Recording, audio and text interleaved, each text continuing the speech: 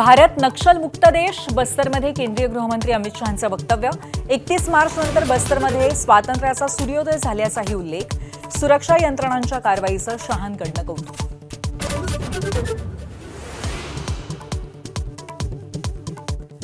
नीट paper फुटी प्रकरणाची पाळंमुळं महाराष्ट्रात खोलवर. लोकप्रिय आरसीसी क्लासेस संचालक शिवराज मोटेगावकर अटकेत. मोबाईलचा डेटा रिकव्हर करत सीबीआयकडनं बेड्या. 9 दिवसांच्या कोठडीत रवानगी. नीट पेपर फुटीतील प्राध्यापक मनीषा मांढरे अखेर निलंबित. 3 मेचा पेपर 27 एप्रिललाच फुटल्याचं समोर. श्रीमंतांच्या मुलांना गळाला लावण्याची मोडस ऑपरंडी समोर.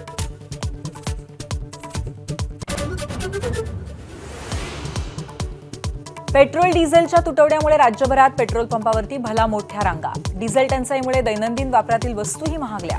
दुधासह भाज्यांनाही दरवाढीचा फटका. माजी मुख्यमंत्री उद्धव ठाकरेंच्या विधान परिषदेतल्या उपस्थितीवरून वादाला तोंड. ठाकरेंची केवळ 31.58% हजेरी. ठाकरेंच्या शिवसेनेकडनं तब्येतीचं कारण पुढे.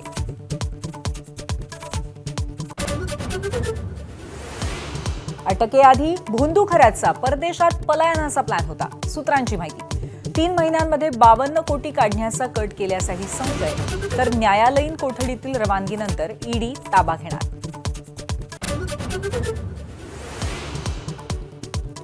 राज्याच्या अनेक भागामध्ये रखरखत्या उन्हात घोटभर पाण्यासाठी वणवण. एल निनोचा मान्सूनवरती परिणाम होण्याची शक्यता. पाऊस पडल्याशिवाय पेरणी करू नका, कृषी विभागाचं शेतकऱ्यांना आवाहन. मुंबई अहमदाबाद महामार्गावरती वऱ्हाडाच्या टेम्पोला भीषण अपघात. 13 जणांचा दुर्दैवी मृत्यू. 25हून अधिक जण गंभीर जखमी.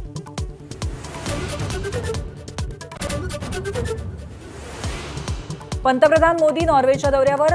नॉर्वेच्या भूमीतून मोदींचा जगाला शांतीचा संदेश.